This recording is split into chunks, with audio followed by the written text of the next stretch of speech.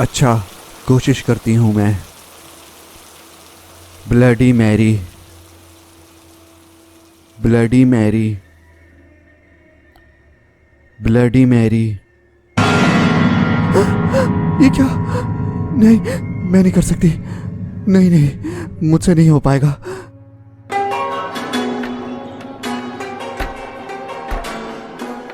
अरे क्या है? दरवाज़ा खोलो फौरन से, मुझे बाहर आने दो। बाहर से किसी ने दरवाजे को पकड़ा हुआ था। ये इसकी दोस्तें थीं। एक बोली, अरे ऐसे कैसे आने दें, अभी तो तुमने सिर्फ 3 दफ़ा ब्लडी मैरी बोला है, पहले 4 दफ़ा और बोलो, फिर मैं दरवाज़ा खोल दूंगी। एलिज़ाबेथ बोली, अरे क्या है, दरवाज़ा खोलो, मुझे और नहीं बोलना ब्लडी मैरी। एलिज़ाबेथ की फ्रेंड बोली, अरे तुम तो कह रही थी तुम बहुत बहादुर हो, सिर्फ 7 दफ़ा ही तो बोलना है ब्लडी मैरी। मैंने और शीला ने भी बोला था, हमें तो कुछ भी नहीं हुआ। 4 दफ़ा ब्लडी मैरी और बोलो। शीला बोली, अरे झूठी, हमने कब बुलाया ब्लडी मैरी को? अरे आहिस्ते बोलो, उसे क्या पता हमने बोला कि नहीं। एलिज़ाबेथ, बस 4 दफ़ा और बोलो ब्लडी मैरी, फिर मैं दरवाज़ा खोल दूंगी। एलिज़ाबेथ ये बोल करके फंस गई थी कि वो बहुत बहादुर है और वो 7 दफ़ा ब्लडी मैरी को बुला सकती है, वो भी ऐसे वॉशरूम में जहाँ कई लड़कियों का मर्डर हो चुका है। एलिज़ाबेथ ने फिर हिम्मत की और बोली, bloody Mary, bloody Mary, bloody Mary, bloody Mary. जैसे ही उसने 4 दफ़ा ब्लडी मैरी का नाम लिया, मोमबत्तियाँ बुझ गईं और वॉशरूम में अंधेरा हो गया और अजीब-ओ-गरीब आवाज़ें आने लगीं। दरवाज़ा अभी भी लॉक था। अरे बोल तो दिया 7 दफ़ा ब्लडी मैरी, अब क्यों दरवाजे को पकड़ी हुई हो, मुझे बाहर आने दो। एलिज़ाबेथ की दोस्तों ने कहा, अरे हमने दरवाजे को नहीं पकड़ा हुआ, तुम आ सकती हो बाहर। एलिज़ाबेथ ने कहा, क्यों मजाक कर रही हो, फौरन से खोलो। शीला ने कहा, हाँ एलिज़ाबेथ, हम मजाक नहीं कर रहे, दरवाजे को हमने नहीं पकड़ा हुआ। दोस्तें भी परेशान हो गईं। हाँ हाँ एलिज़ाबेथ, हम सच कह रहे हैं, दरवाज़ा खुला हुआ है। एलिज़ाबेथ, एलिज़ाबेथ,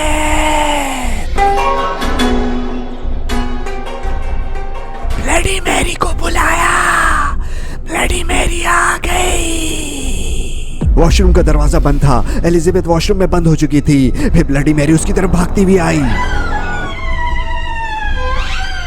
एलिज़ाबेथ ने आंखें खोल करके फिर से देखा तो वहां पे कोई भी नहीं था। क्या ये एलिज़ाबेथ को वहम हो रहा था? फिर अचानक बेसन में खून भरना शुरू हो गया। ऐसा कैसे हो सकता है? एलिज़ाबेथ आगे बढ़ी और उसने बेसन के अंदर झांक करके देखा। एलिज़ाबेथ की चीखने की आवाज़ दूर दूर तक जा रही थी।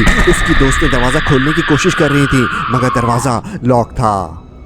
फिर आहिस्ते आहिस्ते बेसन में खून वापस चला गया।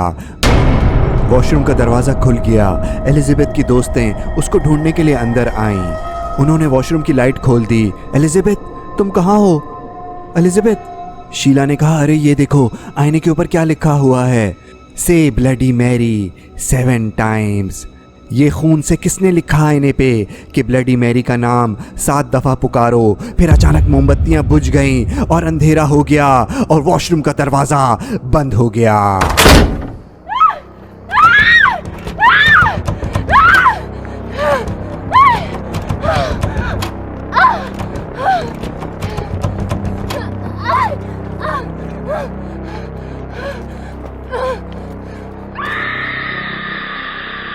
सबसे पहले आप लोगों को देंगे ब्रेकिंग न्यूज़। हैलोवीन हर जगह सेलिब्रेट की जा रही है मगर पुलिस अभी तक एक खतरनाक कातिल माइकल मायर को पकड़ने में नाकाम है। 3 दिन हो चुके हैं, जी हाँ 3 दिन हो चुके हैं, मगर पुलिस को उसके बारे में कोई इन्फॉर्मेशन नहीं है। पुलिस का मैसेज लोगों के लिए ये है कि माइकल मायर्स का मास्क पहन करके पार्टीज में नहीं जाइए। हेलो मामा, आप किधर हैं? माइकल मायर्स का मास्क पहन करके ये खूनी कातिल कब पकड़ा जाएगा? बेटा आई बस न्यूज़ सुन करके। माइकल मायर ढूंढने में बहुत अरे छोड़े मम्मा, न्यूज़ चैनल्स पर तो हर वक्त ऐसी बुरी खबरें चलती रहती हैं।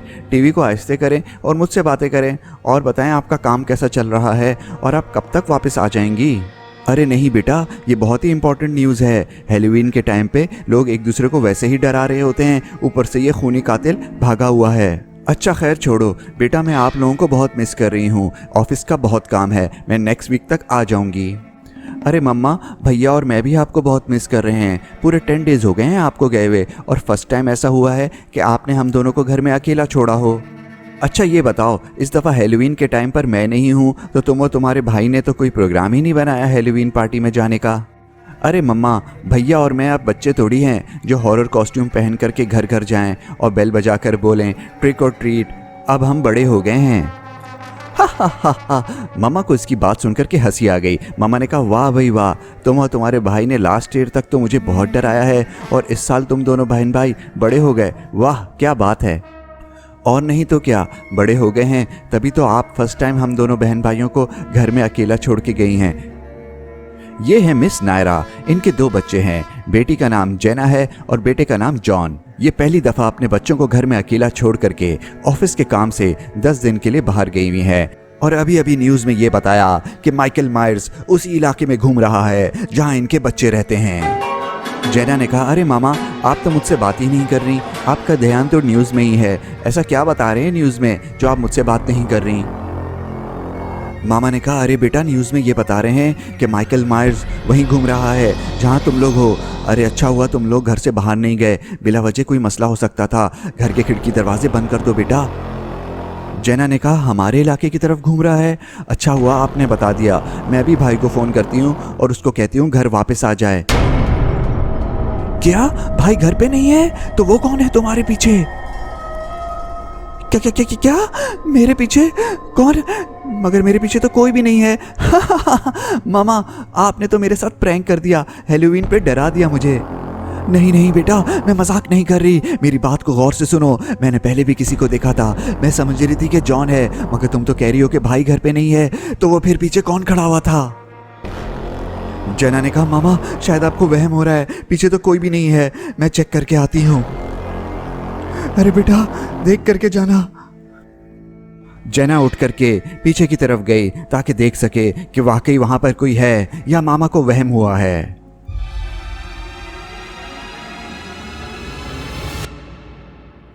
जेना ने इधर उधर देखा और बोली, मामा यहाँ पे कोई भी नहीं है, बस पीछे वाला दरवाज़ा खुला हुआ है। मामा ने कहा, अच्छा बेटा, फौरन से उस दरवाजे को बंद कर दो।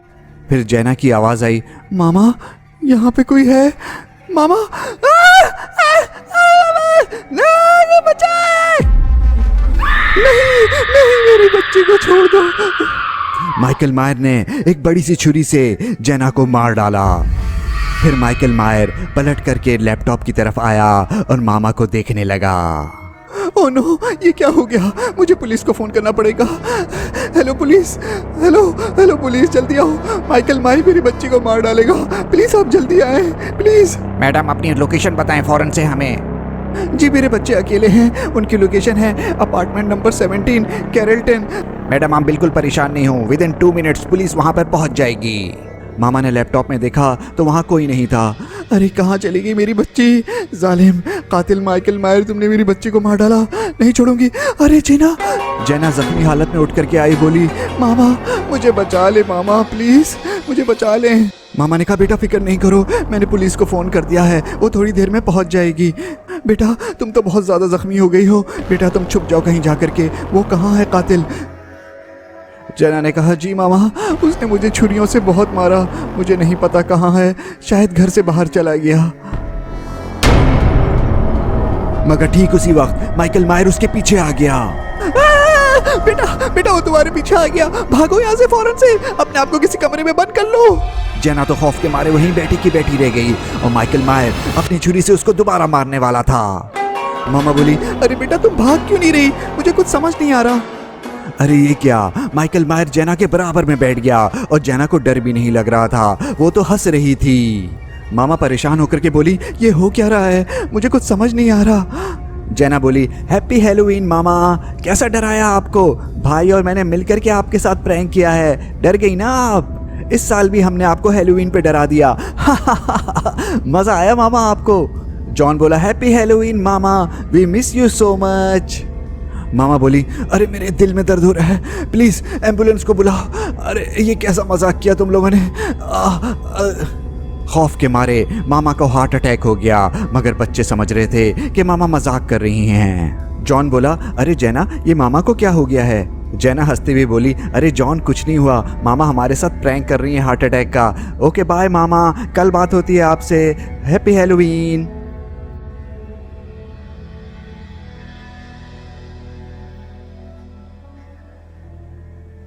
बहुत पुरानी बात है, एक गांव में एक आदमी रहता था। उसके 4 बच्चे थे। उसकी बीवी कई साल पहले मर गई थी। वो अपने बच्चों को घर में अकेला छोड़ करके काम पे चला जाता और रात में देर से आता था। आज भी रात में उसे बहुत देर हो गई थी। उसके सब बच्चे सो गए थे सवाए उसकी बड़ी बेटी के। इसका नाम लैला है और ये अपने बाबा से बहुत प्यार करती थी और जब तक उसके बाबा आ ना जाए वो सोती नहीं थी। उसके बाबा जब आ जाते थे तो वो उनको खाना निकाल के देती थी। लैला के बाबा आज भी घर देर से आए। उन्होंने लैला से पूछा, बेटा तुम अभी तक सोई नहीं? लैला ने कहा, बाबा आप मुझे ठीक नहीं लग रहे, बहुत थके हुए लग रहे हैं। आपके लिए मैं फ़ौरन से कुछ खाने के लिए लाती हूँ। बाबा ने कहा, हाँ बेटा मैं काम पे था तो मेरी तबीयत ख़राब हो गई, घर बहुत मुश्किल से वापस आया हूँ। अच्छा जल्दी से कुछ खाने को दे दो मुझे। लैला अपने बाबा को बीमार देख करके परेशान हो गई। उसने अपने बाबा के लिए खाने के लिए बहुत सारी चीज़ें बनाई थीं। लैला के बाबा ने थोड़ा बहुत ही खाया और फिर बोले, बेटा इसे उठा लो, मेरा पेट भर गया। लैला ने कहा, अरे बाबा आपने तो कुछ खाया ही नहीं, थोड़ा सा और खा लीजिए। नहीं बेटा बस पेट भर गया, अब तुम इस खाने को उठा करके रख दो। लैला ने कहा, अच्छा ठीक है बाबा, अब आप जा करके आराम कर लीजिए। बाबा आपकी कुल्हाड़ी नज़र नहीं आ रही, कहाँ है? बाबा ने कहा, अरे कुल्हाड़ी तो मैं काम पर ही भूल गया, मुझे वापस जाना होगा, कहीं ऐसा ना हो कोई उसे चुरा करके ले जाए। ओहो ये क्या गलती कर दी मैंने। अगर किसी ने कुल्हाड़ी चोरी कर ली तो नई कुल्हाड़ी खरीदने के तो मेरे पास पैसे भी नहीं हैं, मुझे फ़ौरन ही वापस जाना होगा। लैला ने कहा, बाबा फिक्र नहीं करें, मुझे बताएं कहाँ जाना है, मैं वहाँ से कुल्हाड़ी लेकर के आ जाऊँगी। बाबा ने कहा, बेटा साथ वाले गांव में जो कब्रिस्तान है ना, उसके पीछे एक नया घर बन रहा है, वहाँ पर मैं कुल्हाड़ी भूल गया हूँ, मगर तुम रात के अंधेरे में कहाँ जाओगी?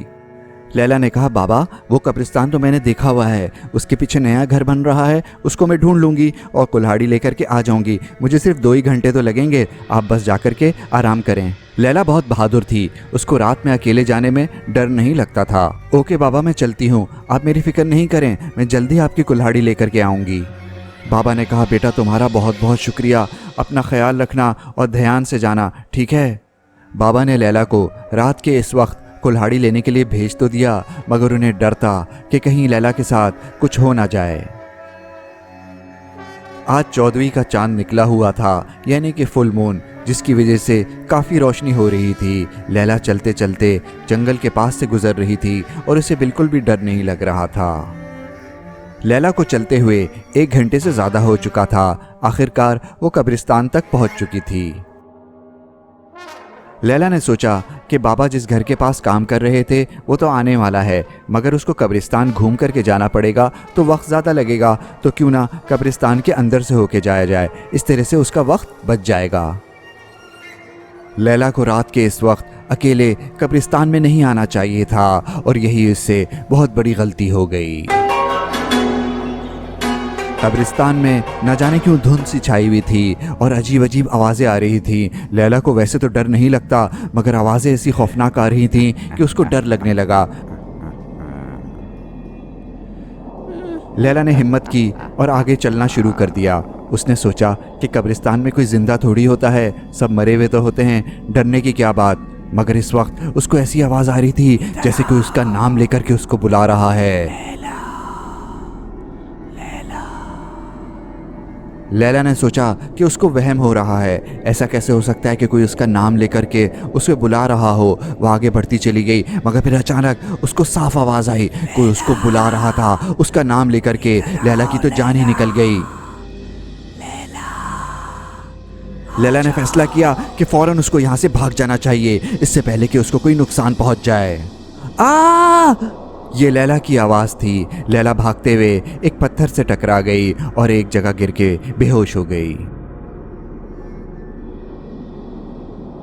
लैला बेचारी बहुत देर तक बेहोश पड़ी रही। फिर बहुत देर के बाद उसने आहिस्ते आहिस्ते अपनी आंखें खोली। अरे ये क्या, लैला तो एक खुली हुई कब्र के अंदर गिरी हुई थी। ये सब ज़्यादा धुंध होने की वजह से हुआ, उसको नज़र ही नहीं आया कि वो कहाँ भाग रही है और पत्थर से टकरा करके वो एक खुली हुई कब्र के अंदर गिर गई। उसके सर पर हल्की सी चोट आई थी। लैला जब उठ करके खड़ी हुई तब इसे एहसास हुआ कि ये तो एक कब्र के अंदर गिरी हुई है और कब्र के अंदर एक कॉफिन बॉक्स भी है जो कि खुला हुआ है। उसने सोचा कि ये कॉफिन बॉक्स किसने खोला और इस कॉफिन बॉक्स के अंदर कोई लाश क्यों नहीं है। फिर अचानक उसने ज़मीन पे देखा तो उसकी तो जान ही निकल गई। एक अजीब सी सड़ी हुई लाश बोली, मुझे कब्र से बाहर निकालो, ए लड़की मुझे फौरन से यहाँ से निकालो। उस लाश ने लैला के पांव पकड़ लिए। लैला चीखी, अरे नहीं, मुझे जाने दो, प्लीज मुझे छोड़ दो, प्लीज मुझे छोड़ दो, मुझे मत पकड़ो। मगर इस जिंदा लाश ने लैला के पांव पकड़ लिए और आहिस्ते आहिस्ते उसके ऊपर चढ़ करके बैठ गई। लाश ने कहा, लैला मैं बहुत सालों से भूखा हूँ, मैं इंतजार कर रहा था कि कभी तो कोई आएगा और मुझे कब्र से बाहर निकालेगा। चलो, अगर तुम जिंदा रहना चाहती हो और चाहती हो कि मैं तुम्हें ना खा जाऊं, तो फौरन से मुझे इसमें से बाहर निकालो। अब सोच क्या रही हो, चलो फौरन से निकलो यहाँ से। लैला ने कहा, हाँ तुम जो कहोगे मैं वही करूंगी, प्लीज मुझे मत खाना, मैं तुम्हें निकालती हूँ कब्र से। लैला बहुत मुश्किल से कब्र से बाहर निकली। ये छोटे से कद का एक ज़ॉम्बी था जो कब्र के अंदर रहता था। ये लैला की पीठ पे चढ़ गया और बोला, अब मैं तुम्हारे ऊपर मज़े से सवारी करूंगा। चलो अब मुझे गांव के किसी घर में लेके चलो, मुझे भूख लग रही है, मुझे कुछ खाना है। लैला बुरी तरह फंस चुकी थी। ज़ॉम्बी ने अपनी टांगों से लैला को कस करके पकड़ा हुआ था। लैला को डर था कि कहीं वो उसको मार ना डाले। फिर ज़ॉम्बी ने लैला से कहा, मुझे अपने घर ले चलो, मुझे बहुत भूख लग रही है, तुम्हारे घर में कुछ खाने को है और कितने दूर है तुम्हारा घर यहाँ से? लैला बोली, मेरा घर यहाँ से 1-1.5 घंटा दूर है। ज़ॉम्बी ने कहा, नहीं नहीं, इतना वक्त नहीं है मेरे पास, जल्दी से जो भी घर पहले आए मुझे उसी घर के अंदर ले जाओ। लैला से जल्द जान छुड़ाना चाहती थी। वो तेज तेज चलती हुई एक घर के पास आके रुक गई। ज़ॉम्बी ने पूछा, इस घर में कौन रहता है, तुमको पता है? लैला ने बताया कि इस घर में बूढ़े से अंकल आंटी रहते हैं। नहीं, इस घर में नहीं, किसी और घर में चलो। फिर लैला ज़ॉम्बी को लेकर के दूसरे घर के पास चली गई। ज़ॉम्बी ने पूछा, बताओ इस घर के अंदर कौन रहता है? लैला ने कहा, इस घर में एक आंटी अपने 2 बेटों के साथ रहती हैं। हाँ, मुझे फौरन से इस घर के अंदर लेकर के चलो। ज़ॉम्बी को न जाने क्यों ये घर पसंद आ गया, इसलिए उसने लैला को इस घर के अंदर जाने को कहा। ज़ॉम्बी आहिस्ते आहिस्ते लैला के ऊपर से उतर गया। लैला ने इधर उधर देखा, घर के अंदर कुछ ज़्यादा सामान नहीं था। ये लोग गरीब लोग थे। मामा एक कमरे में सो रही थी और इनके जुड़वा बेटे अलग कमरे में सो रहे थे। ज़ॉम्बी ने लैला को बोला, चलो जल्दी से ढूंढो इस घर के अंदर कुछ खाने को है या नहीं, और याद रखना ज़्यादा होशियारी की ना तो मार डालूंगा। लैला तो पहले ही बहुत डरी हुई थी। वो कोई भी ऐसा काम नहीं करना चाहती थी कि जिसकी वजह से इस जिंदा लाश को, इस ज़ॉम्बी को गुस्सा आ जाए। ज़ॉम्बी ने जब बच्चों को कमरे में सोता हुआ देखा तो उसके मुंह में पानी आ गया और वो बहुत खुश होने लगा। लैला को 2 छोटी हांडियों में कुछ खाने की चीज़ मिली। उसने पलट करके ज़ॉम्बी को आहिस्ते से कहा, यहाँ पर है कुछ खाने को। ज़ॉम्बी ने भी आहिस्ते से बोला, हाँ टेबल पे रखो, मैं आता हूँ। अरे ये क्या? ज़ॉम्बी के हाथ में एक बड़ा सा छुरा था और एक गिलास था और फिर वो भाग करके बच्चों के कमरे में चला गया। लैला जल्दी से खाना टेबल पर रखने लगी। फिर उसे कोई चीज़ काटने की आवाज़ आई। वो सोच रही थी कि बेचारे बच्चों के साथ क्या कर रहा है ये ज़ॉम्बी। उसने जल्दी जल्दी खाना टेबल पर रख दिया ताकि ज़ॉम्बी बच्चों को छोड़ दे और खाना खाने लगे। लैला बहुत डरी हुई थी। उसको यकीन था कि ये ज़ॉम्बी बच्चों को मारने के लिए ही उनके कमरे में गया है, मगर वो क्या कर सकती थी। फिर उसने आकर के कमरे में देखा तो उसकी तो जान ही निकल गई। आखिर वही हुआ जिसका उसको डर था। ज़ॉम्बी ने बच्चों को मार डाला। बच्चों की गर्दनों पे उसने छुरा फेर दिया और उनका खून बहने लगा। ज़ॉम्बी ने बच्चों का खून गिलास में जमा कर लिया था। फिर वो लैला को देख करके खुश होने लगा। लैला ने कहा, प्लीज़ प्लीज़ मुझे मत मारना। ज़ॉम्बी को लैला से बहुत काम था, इसलिए उसने लैला के साथ कुछ नहीं करा। लैला ने देखा कि ज़ॉम्बी ने जो बच्चों का खून गिलास में जमा किया था उसको जाकर के उसने खाने में मिक्स कर दिया। दोनों हांडियों के अंदर जो सालन था वो लाल हो गया क्योंकि उसने बच्चों का खून उसमें मिक्स कर दिया। फिर वो भूखे जानवर की तरह से अपना मुंह हांडी के अंदर डाल करके खून वाला सालन खाने लगा। लैला ये सोच रही थी कि इसकी वजह से 2 बच्चों की जानें चली गई। ज़ॉम्बी बोला, उधर क्या खड़ी हुई हो, इधर आओ, मेरे पास आकर के बैठो यहाँ पर। लैला तो सत्ते में खड़ी हुई थी। ज़ॉम्बी की आवाज़ सुन करके वो होश में आई। फिर वो जा करके ज़ॉम्बी के साथ टेबल पे बैठ गई। ज़ॉम्बी एक देगची तो चट कर गया और दूसरी देगची लैला के सामने रख दी और बोला, बहुत दिन के बाद बच्चों के खून वाला सालन खाया है, अभी मेरा पेट भर गया है, थोड़ा सा बचा है, ये तुम जल्दी से खा लो। ये खून वाला सालन मैं नहीं खा सकती। खाओ वरना तुम्हें भी मैं मार डालूंगा। लैला मजबूर थी, उसको अपनी जान बचाने के लिए ये खून भरा प्याला पीना पड़ गया और फिर लैला ने भी अपना मुंह प्याले में लगा दिया और ये देख करके ज़ॉम्बी बहुत खुश हो रहा था। रात के अंधेरे में मुर्गे की आवाज़ आई तो ज़ॉम्बी डर गया और बोला, मुर्गे की आवाज़, इसका मतलब है सुबह होने वाली है। चलो फौरन से कब्रिस्तान वापस चलो और मुझे कब्र के अंदर वापस छोड़ दो। फिर वो दोबारा से लैला की पीठ के ऊपर चढ़ गया और लैला उसको लेकर के कब्रिस्तान की तरफ चली गई। लैला तेज तेज चलते हुए उसको कब्रिस्तान ले आई और वहां पर पहुंच के बोली, आ गई तुम्हारी कब्र, अब छोड़ दो मेरा पीछा। तुम बहुत जालिम हो, तुमने उन बच्चों को मार डाला, उनका खून पी लिया। हंस क्यों रहे हो? तुम्हें बच्चों पे रहम नहीं आया? मैं हंस इसलिए रहा हूँ कि मैं तो एक ज़ॉम्बी हूँ और मेरा तो खाना इंसान का खून और गोश्त है, मगर मज़े की बात यह है कि मैंने तुम्हें भी खिला दिया।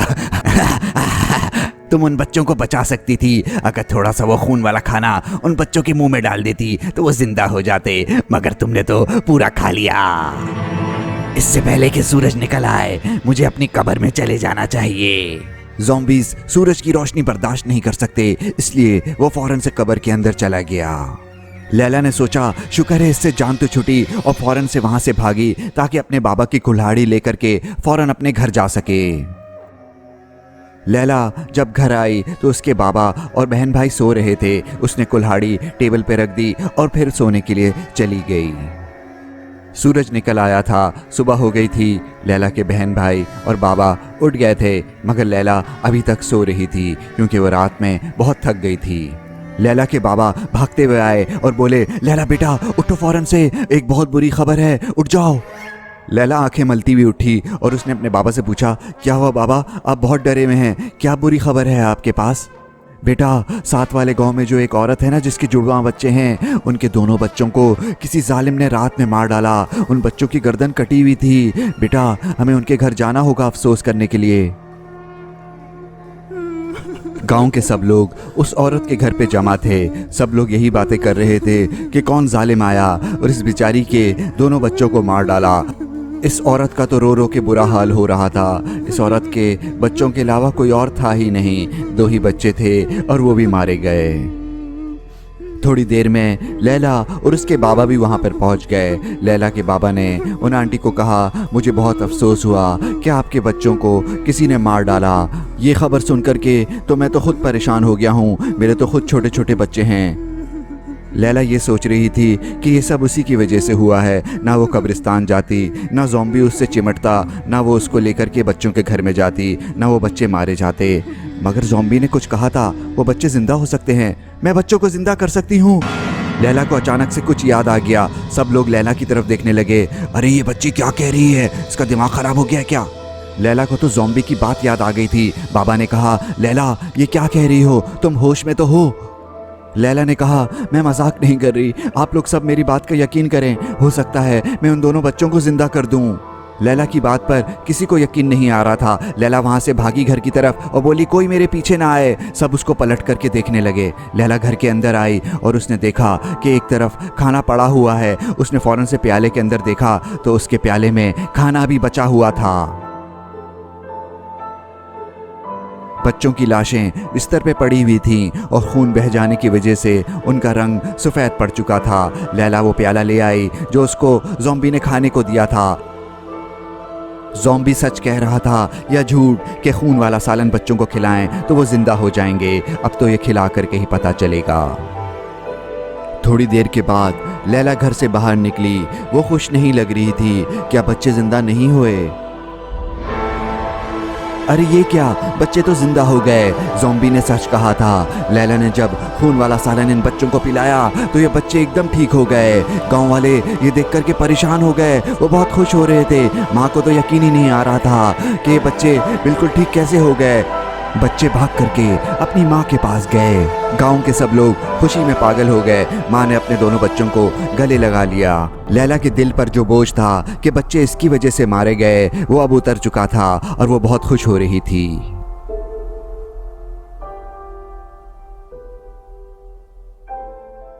ये एक जंगल है। इसमें एक शिकारी रहता है। इसका नाम हैरी है। ये अपनी बंदूक से दिन भर शिकार करता था और शाम में घर वापस चला जाता था। मगर आज मौसम ठीक नहीं था। बिजली चमक रही थी और गहरे बादल आए हुए थे। ऐसा लग रहा था कि बहुत तेज़ बारिश होने वाली है, इसलिए वो दोपहर में ही घर वापस जाने लगा। जब वो अपने घर के पास पहुंचा तो उसने देखा कि उसके घर का दरवाज़ा खुला हुआ है। वो ये देख के परेशान हो गया। वो फ़ौरन से अपने घर की तरफ भागा। वो भागता हुआ घर के अंदर चला गया। उसने देखा कि घर के अंदर कोई है। हैरी ने गुस्से में बोला, कौन हो तुम और मेरे घर के अंदर मेरी इजाज़त के बगैर क्या कर रहे हो? निकल जाओ फ़ौरन। अरे ये क्या? ये तो एक लड़की थी जो कि आग के सामने खड़ी हुई अपने हाथ गर्म कर रही थी। हैरी इसको देख कर के परेशान हो गया कि अकेली लड़की उसके हट में क्या कर रही है। वो लड़की आगे बढ़ी और बोली, सॉरी, मैं आपकी इजाज़त के बगैर आपके हट में आ गई। मेरा नाम सूफिया है। हैरी का गुस्सा ख़त्म हो गया। वो बोला, मेरा नाम हैरी है, मगर आप इस वक्त अकेले जंगल में क्या कर रही हैं? सूफिया बोली, मैं अकेले कहाँ हूँ, आप भी तो हैं मेरे साथ।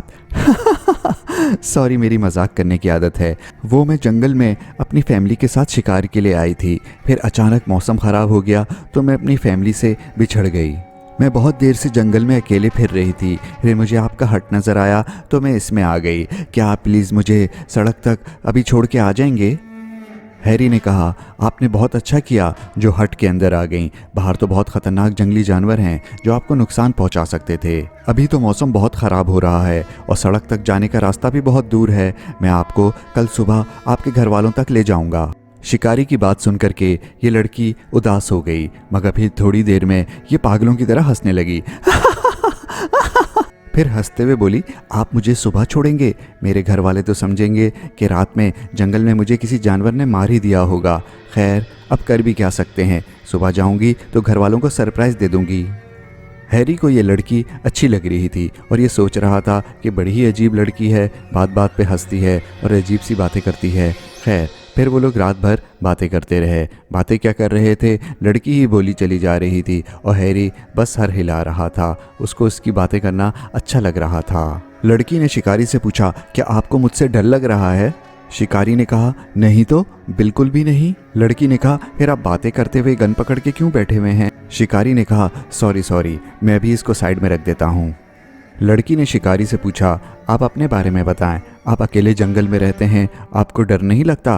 क्या आप शहर जाते हैं कभी? शिकारी ने कहा, जी मुझे अकेले रहने की आदत है और मुझे जंगल में बिल्कुल भी डर नहीं लगता। मैं जंगल में जानवरों का शिकार करके उन्हें खा लेता हूँ। कभी कभी ज़रूरत हो तो शहर चला भी जाता हूँ। फिर लड़की ने अंगड़ाई ली और शिकारी को कहा, मैं थक गई हूँ और अब मैं सोना चाहती हूँ। शिकारी ने कहा, इस बिस्तर पर आप जा कर के सो जाइए। लड़की ने कहा, इस बिस्तर पे मैं सोऊंगी तो फिर आप कहाँ पर सोएंगे? शिकारी ने कहा, अरे आप मेरी टेंशन नहीं लें, ये सोफ़ा बहुत नरम है, मैं इसी पे सो जाऊंगा। वैसे भी मैं बहुत देर से सोता हूँ, रेडियो जो सुनता रहता हूँ। लड़की ने कहा, थैंक यू सो मच, और फिर जा कर के उसके बिस्तर पे लेट गई। शिकारी को लड़की के साथ बातें करके बहुत अच्छा लग रहा था। लड़की थोड़ी देर में बिस्तर पे लेट करके आराम से सो गई और शिकारी टोपी नीचे करके रेडियो आहिस्ते आवाज़ में सुनता रहा। रेडियो पे गाने बज रहे थे।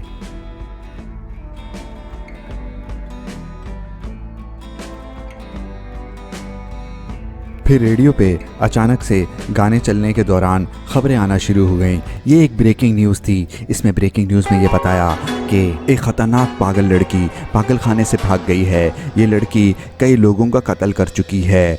पुलिस इस लड़की को जंगल में ढूंढ रही है। ये एक जवान लड़की है जिसके येलो कलर के बाल हैं। पुलिस ने ये कहा कि ये जेल वाले कपड़ों में है, मगर हो सकता है उसने किसी को मार करके अपने कपड़े तब्दील कर लिए हों।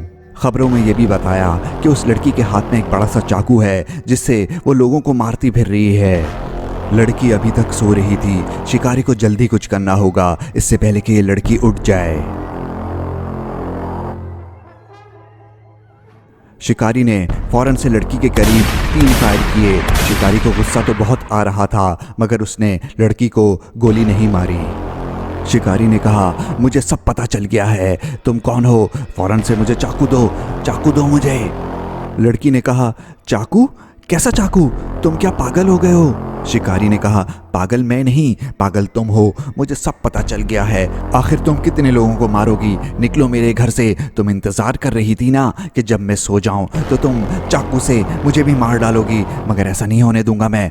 फौरन से निकलो मेरे घर से अभी। लड़की ने डरते हुए कहा, मुझे कुछ समझ नहीं आ रहा, तुम्हें क्या हो गया है? कैसी बातें कर रहे हो? शिकारी ने कहा, ज़्यादा एक्टिंग करने की ज़रूरत नहीं है, मैंने रेडियो पे सब सुन लिया है। तुम कौन हो समझ आई? अब निकलो मेरे घर से, कहीं ऐसा ना हो कि मैं तुम्हें गोली मार दूं। फौरन निकल जाओ मेरे घर से। लड़की ने कहा, तुम्हें कोई गलतफहमी हो गई है, मैं कोई पागल कातिल औरत नहीं हूँ। प्लीज़ मुझे इस वक्त घर से बाहर नहीं निकालो। मैं कहाँ जाऊँगी इस वक्त रात में? प्लीज़ मुझ पर रहम करो। क्या हो गया तुम्हें?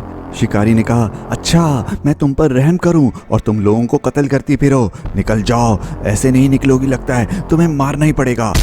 निकलो मेरे घर से, निकलो निकलो मेरे घर से। शिकारी ने लड़की को जोर जोर से मारा। लड़की ने कहा, मैं नहीं, तुम पागल हो। शिकारी ने कहा, चलो चलो निकलो मेरे घर से फौरन से। लड़की फिर आहिस्ते आहिस्ते चलते हुए घर से बाहर चली गई। शिकारी के मारने की वजह से उसके चेहरे पर निशान आ गए थे। शिकारी ने लड़की को घर से बाहर निकाल करके दरवाज़ा बंद कर दिया। लड़की को गुस्सा आ रहा था, वो उसके दरवाजे पर जोर जोर से लाते मार रही थी। लड़की बोली, तुम्हारी हिम्मत कैसे हुई मुझे पागल कहने की? तुम खुद होगे पागल। मैं तुम्हें छोड़ूंगी नहीं, मैं तुमसे बदला लूंगी। तुम्हारी हिम्मत कैसे हुई मुझे मारने की? सूफिया उसके घर के पास से नहीं हटी और वहीं पर खड़ी रही। शिकारी अंदर दरवाजे के साथ ही बैठा हुआ था। बोला, अरे जाओ यहाँ से, इससे पहले कि बाहर आके मार डालूं तुम्हें। शिकारी दरवाजे के साथ अपनी गन लेकर के बैठा हुआ था, क्योंकि उसको डर था कि सूफिया घर के अंदर घुसने की कोशिश करेगी। थोड़ी देर के बाद सूफिया की आवाज़ आई, हैरी हैरी प्लीज़ मुझे अंदर आने दो, यहाँ पे कोई औरत है। प्लीज़ हैरी प्लीज़ मेरी बात सुनो, यहाँ कोई औरत मेरे करीब आ रही है प्लीज़। शिकारी ने कहा, अरे जाओ यहाँ से, मुझे बच्चा समझा हुआ है, तुम्हारी बातों में आ जाऊँ। जा रही हो या बाहर आकर के तुम्हें गोली मारूं? भागो यहाँ से। बाहर से सूफिया की आवाज़ आई, हैरी मुझे बचाओ, हैरी ये पागल औरत यहाँ पे आ गई है, मैं नहीं हूँ पागल औरत। हैरी हैरी मुझे बचाओ। मगर हैरी ने दरवाज़ा नहीं खोला, वो अंदर ही बैठा रहा। फिर दरवाजे के नीचे से खून बह कर के आने लगा। हैरी परेशान हो गया कि ये किसका खून है, ये हो क्या रहा है, क्या उसको बाहर जाना चाहिए या नहीं। शिकारी अपने हट से बाहर आ गया। हर तरफ खून देख करके उसकी तो जान ही निकल गई। आखिर इस बेचारी को किसने मारा? सूफिया के सीने में चाकू घुसा हुआ था और उसके कपड़े भी कोई ले गया था। वो बोली, मैं नहीं थी पागल, तुम्हें गलतफहमी हुई थी, मैं कह रही थी ना, मेरा यकीन करो। शिकारी के तो होश ही उड़ गए। दूर जंगल में पीले बालों वाली पागल औरत सूफिया के कपड़े पहन करके जंगलों में गुम हो गई। शिकारी के पास अब अफसोस करने के अलावा कुछ भी नहीं बचा था। उसकी वजह से इतनी अच्छी लड़की मारी गई।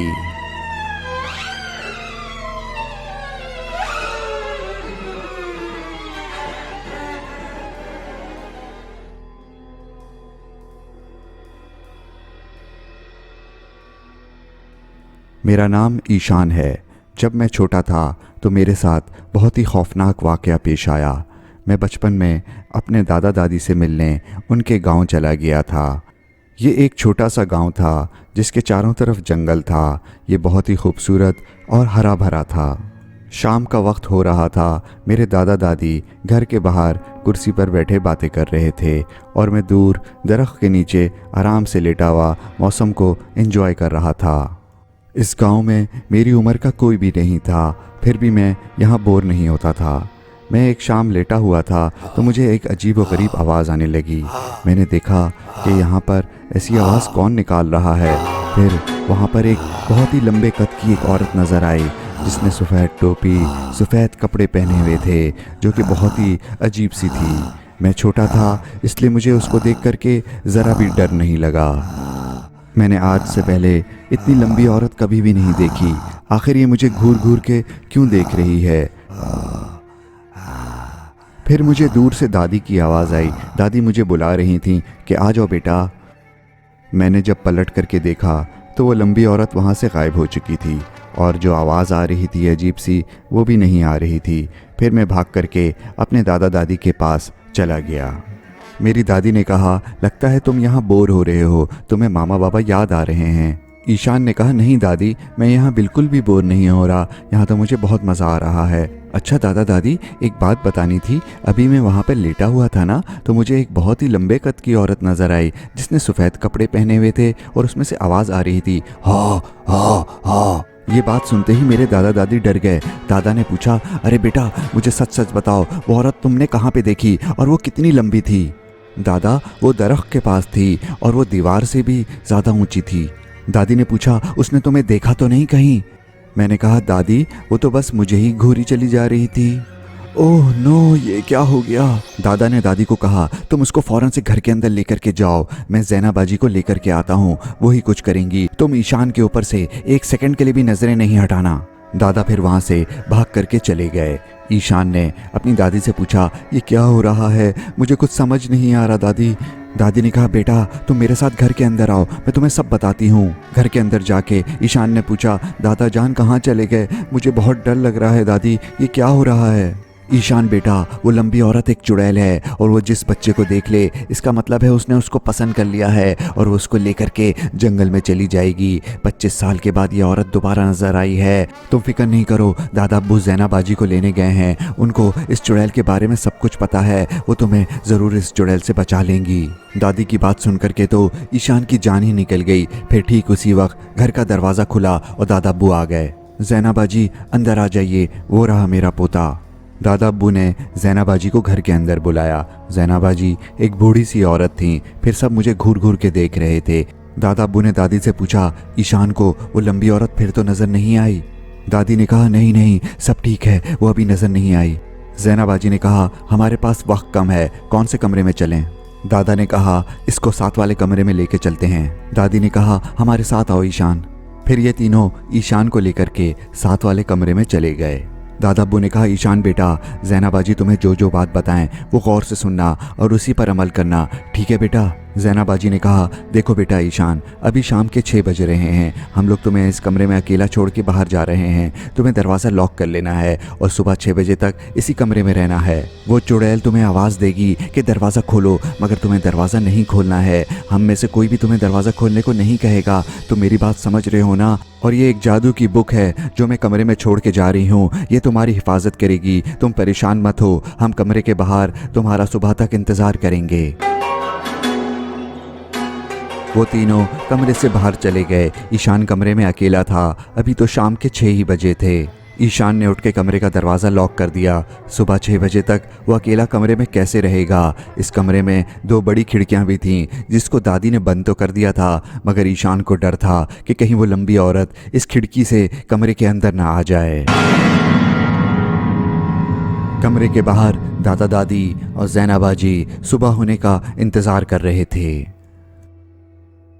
बड़ी मुश्किल से 4 घंटे गुजरे और रात का 10 बज गया। ईशान को नींद तो आ रही थी, मगर उसको सोने में डर लग रहा था। मगर आखिर वो कुर्सी पे बैठा बैठा कब तक जागता? उसकी आंख लग गई और वो कुर्सी पे ही सो गया। रात के 3 बज गए। ईशान कुर्सी पे बैठा हुआ सो रहा था। फिर अचानक दरवाजे पर ज़ोर ज़ोर से दस्तक होने लगी। ईशान की आंख खुल गई। वो समझ गया कि चुड़ैल आ गई। दरवाजे के पीछे से दादा दादी की आवाज़ आई, अरे खोलो बेटा ईशान, अब खोल दो दरवाज़ा, सुबह होने का इंतज़ार मत करो, आ जाओ। ज़ैना बाजी कह रही हैं दरवाज़ा आप खोल सकते हैं, शाबाश बेटा आ जाओ। ईशान खुश हो गया और फ़ौरन से दरवाज़ा खोलने के लिए भागा। ईशान दरवाज़ा खोलने ही वाला था, फिर मगर उसको अचानक ख्याल आया कि ज़ैना बाजी ने मना किया था। ये यकीनन चुड़ैल है जो दादा दादी की आवाज़ में कह रही है इसको दरवाज़ा खोलने के लिए। वो पीछे हट गया। खोलो बेटा ईशान, ईशान खोलो बेटा, क्या अपनी दादा दादी की आवाज़ को नहीं पहचानते? फ़ौरन से दरवाज़ा खोलो। दादा दादी की आवाज़ अब बहुत गुस्से में लग रही थी। उसको क्या दरवाज़ा खोल देना चाहिए? उसको कुछ समझ नहीं आ रहा था। दादा परेशानी में टहल रहे थे। इन तीनों को नहीं मालूम था कि बेचारे ईशान के साथ कमरे में क्या हो रहा है। ईशान को अभी तक दादा दादी की गुस्से में आवाज़ आ रही थी। दरवाज़ा खोलने के लिए वो बार बार कह रहे थे। फिर अचानक से उसको वैसे ही खौफनाक आवाज़ आने लगी जो उसने घास में लेटे हुए सुनी थी। ईशान ये सब बर्दाश्त नहीं कर सका और बेहोश होकर के गिर गया। आखिरकार सुबह हो गई। दादा दादी और ज़ैना बाजी इंतज़ार कर रहे थे ईशान का, मगर वो अभी तक कमरे से बाहर नहीं निकला था। ज़ैना बाजी ने कहा सुबह के 7 बज चुके हैं, ये अभी तक बाहर क्यों नहीं आया? फिर ठीक उसी वक्त दरवाज़ा खुला और ईशान सामने खड़ा हुआ था। वो भाग करके दादा दादी और जैनबाजी के पास आया। ईशान को जिंदा सलामत देख करके तीनों बहुत खुश हो गए। ईशान ने कहा, रात में वो आई थी, उसने मुझे बहुत आवाज़ें दी दरवाज़ा खोलने को, मगर मैंने दरवाज़ा नहीं खोला। क्या अब मैं सेफ़ हूँ? जैनबाजी ने कहा, नहीं बेटा, तुम जब तक इस गांव में हो सेफ़ नहीं हो। हमें तुम्हें इस गांव से फ़ौरन निकालना पड़ेगा, क्योंकि वो चुड़ैल तुम पर दोबारा हमला करेगी। ये लोग फिर घर से बाहर निकले। ईशान ने कहा, अरे दादा दादी, ये लोग कौन हैं? इनके घर के बाहर 5 आदमी खड़े हुए थे। ईशान इनको देख के डर गया। दादा ने कहा, डरने की बात नहीं है बेटा, ये गांव के लोग हैं, ये तुम्हें गांव से बाहर निकालने में मदद करेंगे।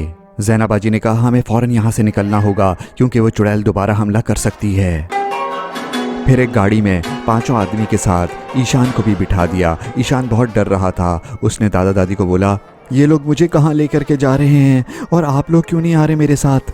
दादा ने कहा, बेटा, हम तुम्हारे साथ नहीं आ सकते, तुम परेशान मत हो, ये तुम्हें लेकर के गांव से बाहर जाएंगे, वहाँ पर तुम्हारे मम्मी पापा वेट कर रहे हैं, तुम घबराओ मत।